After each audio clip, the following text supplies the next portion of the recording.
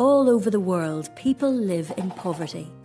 You probably know what it feels like when you can't afford something you really want. But poverty isn't the same thing. Poverty is when people live without basic things they really need, like food, water, a place to live, or money to buy clothes, education and healthcare.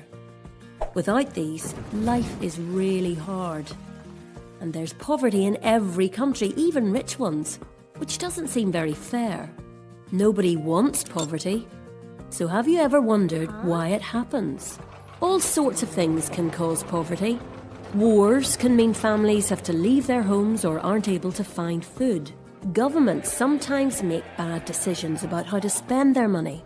If they don't spend money on hospitals, people might get sick and be unable to work. And if they can't earn money at work, they're at risk of poverty. Lack of education can lead to poverty too. We all go to school to learn things that can help us get a job. Some children aren't able to go to school, so it might be harder for them to get jobs when they get older. Even natural disasters like earthquakes, tsunamis or droughts can lead to poverty. Droughts mean no rain. Without rain, crops don't grow and farmers can't sell them for money. And there's not enough food for them or anyone else to eat. Not having enough to eat can also lead to serious diseases that can make it even harder to get out of poverty. It might seem kind of complicated, but the good news is that there are lots of things we can do right now to help people who are living in poverty. Giving is a great way to start. You can donate clothes, bedding, toys, books, even food to those who need it. You and your family can also volunteer. Instead of donating stuff, you can give your time to help a charity that's working to end poverty. Maybe ask an adult to help you find one in your city. By taking action, everyone can help in the fight against poverty and make the world a fairer place, starting with you.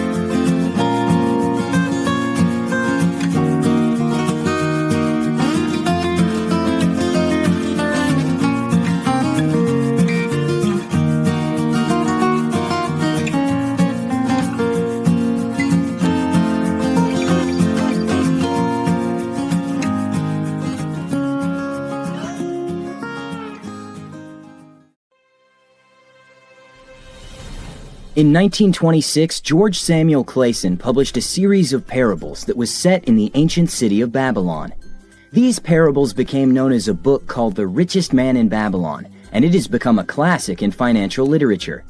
If you've never read the book, you'll be blown away by the tried and tested lessons it presents for accumulating wealth and riches. The story begins with a character called Bonseer, who was a chariot builder, and Kabi, who was a musician. The two had become the best at their craft, but yet were poor and had no money. So they went out to seek the advice and wisdom of their childhood friend Arkad, who in stark contrast had grown very rich and amassed large fortunes. Arkad was the richest man in Babylon, and despite spending liberally and giving generously to charity, he seemed to have an endless amount of gold, and his wealth kept growing. So, Arkad told his two friends a story.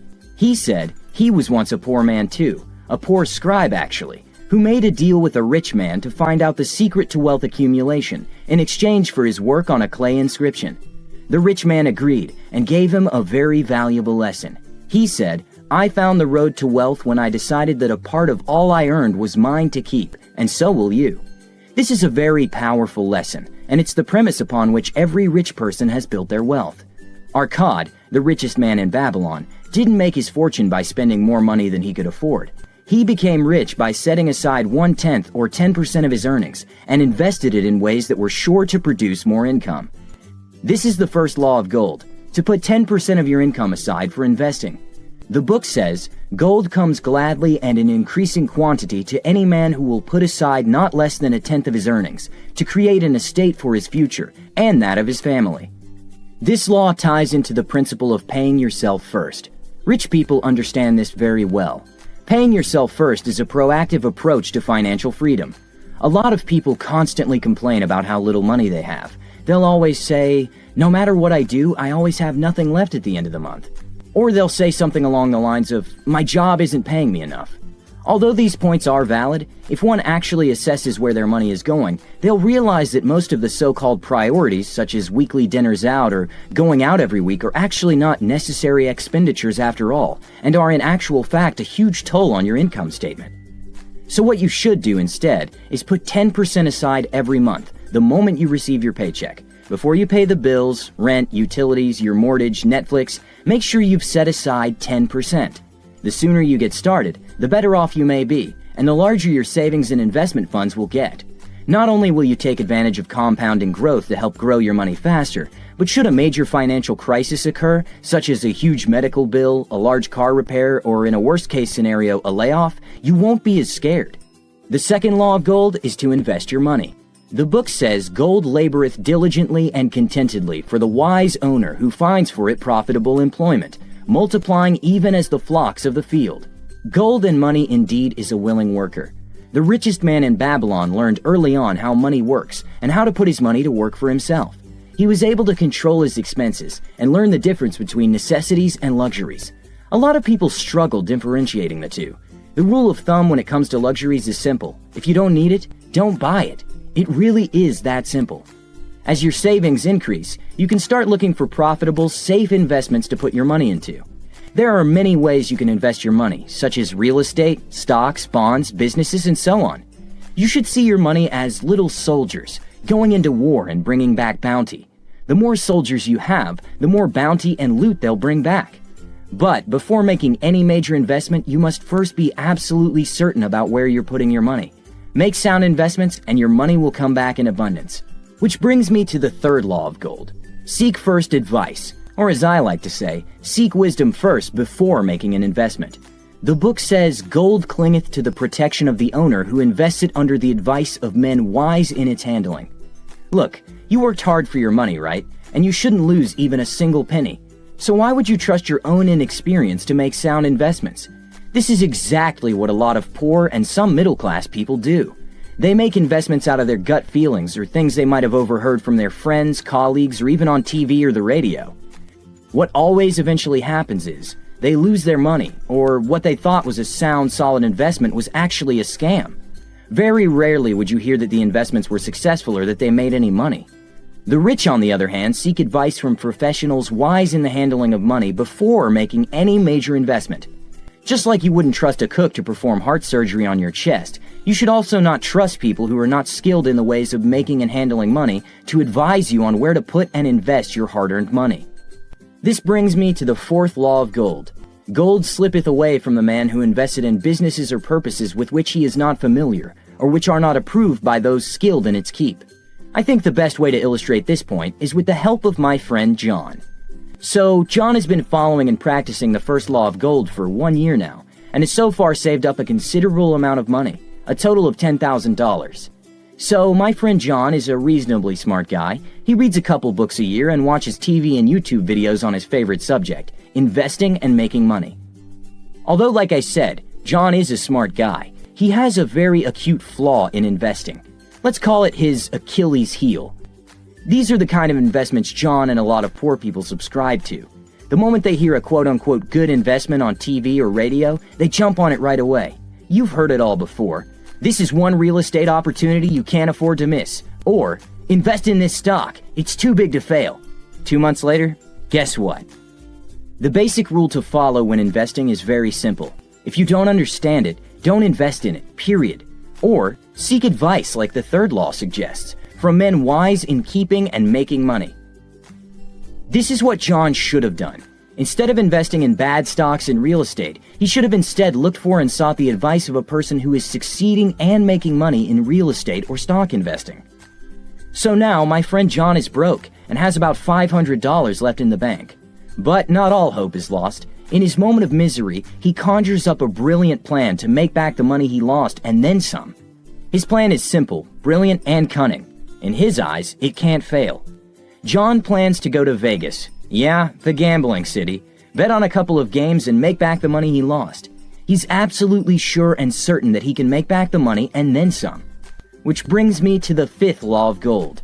Gold flees the man who would force it to impossible earnings, or who follows the alluring advice of tricksters and schemers, or who trusts it to his own inexperience and romantic desires in investment.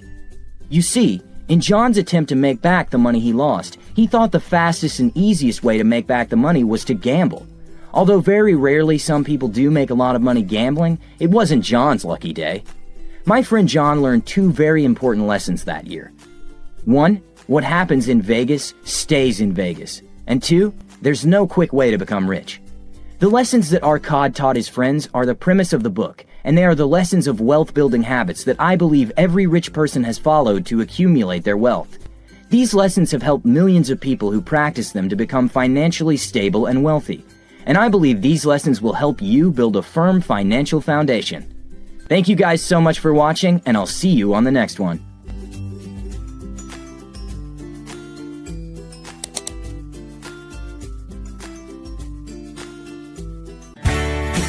How to reduce poverty in poor countries. Brought to you by World Bank, International Monetary Fund, and the Asian Development Bank.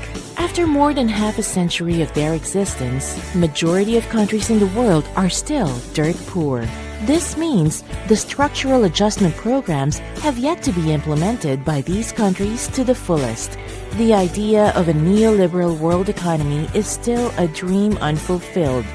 Good thing these financial institutions are still here and continue to advise these poor countries on how to reduce, if not obliterate poverty once and for all, in 7 easy steps. 1. Starve the poor to death by deregulating the market and allowing prices of basic commodities to skyrocket. 2. Deny them decent and affordable housing and demolish their shanties in favor of upscale shopping malls and elegant condominiums. 3.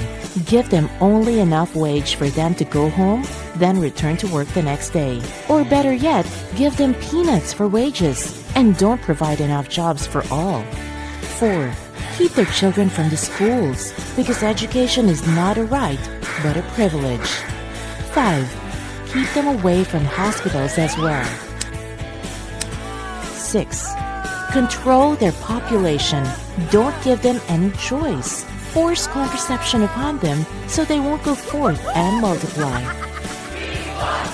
7. And if they resist, blast them all off. And voila! No more poor people. And that's how you eradicate poverty.